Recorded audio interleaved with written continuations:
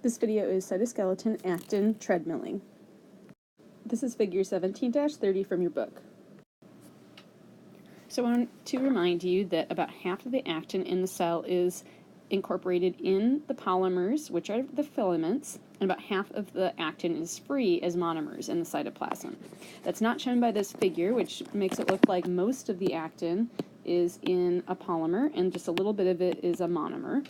So imagine there's a bunch more actin monomers that are floating around here. Also remember that the actin polymer can be thousands of subunits in length, and so this is also kind of underselling the actin filaments.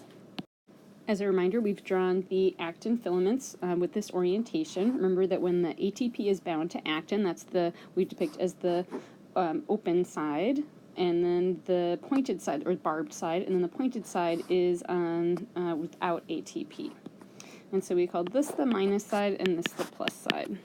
And basically, although it's not drawn here, each of these actin monomers that's in the cytoplasm has ATP bound, and these ones have ADP. Let's start over on the right to talk about how these free actin monomers that are bound to ATP are incorporated into the filament. And so basically,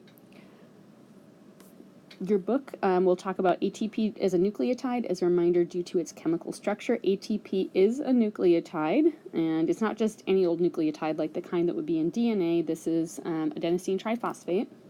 And after these monomers are incorporated into the strand, eventually they have one of their inorganic phosphates will get plopped off. And so there's not really a set time or mechanism that we're going to talk about for which that happens. It just gets plopped off. And so basically they come in with ATP, lose it while they're in the filament, and then when they fall off the other end, then they have ADP that's bound here. And eventually they will exchange ADP for ATP, and then as the actin monomer is bound to ATP, it can be incorporated into a strand on the plus end. Just kind of FYI, so the inorganic phosphate cannot be re-added to the filament once it's lost. Furthermore, when the monomer loses its inorganic phosphate, it destabilizes that particular subunit from the filament. So it's not as stable as when it's in the ATP-bound form. And so what that means is that the minus end is more likely to have depolymerization occur. Actin can be added to either the plus or minus side of the actin filament. This is the case when we have high concentrations of actin.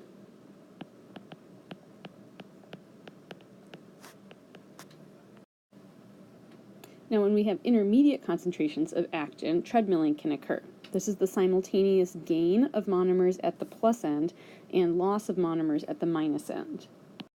This is shown by figure 17-31 in your textbook, and I also think, just kind of for fun, this is a really great music video. It's by OK Go, and it's called Here It Goes Again, and basically the musicians are filming their whole music video on these treadmills. And I think it actually shows a little bit better about what actin's doing. So basically, the actin molecules are going to move through the filament of the actin. Unlike if you think about someone who's running on a treadmill, they don't move at all. And these musicians have a pretty complicated choreographed event where they move from one treadmill to the other, and it is reminiscent of what actin's doing. And so why it's called treadmilling for actin is that when the rates of gain and loss are equal, the filament stays the same length. So it's kind of like the filament's not going anywhere. However, the monomers do move through the filament. Basically, the newly incorporated monomer, each of those, which is added at the plus end when we have these intermediate concentrations of actin, like over here, will eventually fall off the minus end. This figure attempts to show you that by numbering some of the monomers and then keeping track of them as new monomers are added to the plus end. So let's check that out. So at the beginning, we've got 1, 2, and 3 of the monomers labeled, and then a new monomer is added to the plus end. So everybody shifts over one. So now 1 is over here, 2 and 3. Then another monomer is added, they shift over one more. Another monomer is added, they shift over again. And if we add 1, 2, 3, 4, 5, 6, more monomers, then we're going to lose this one right here. And so you can see from this figure that there's no net change in the length of this actin filament, though the monomers move from the plus end to the minus end. This also reminds me of a kid's song. It's about 5 bears in the bed, and the little one said, "Move over, I'm crowded." And then basically one of them falls out. And so as this kid's song goes along, you end up with decreasing the number of bears in the bed. On the other hand, for how treadmilling works, the way that song would work is that someone new would have to come into the bed each time, and then someone else would have to get shoved out the other edge of the bed. One more thing to remind you about is that treadmilling is very specific to actin and actin filaments. This is a vocabulary word, and this is a illustration of the process of making the actin filaments. This is an essential process for a cell, as it is modifying its actin cytoskeleton. So this is something that's underlying any sort of cell motility and other changes in actin. It also has a pretty catchy name, which makes it kind of fun to talk about.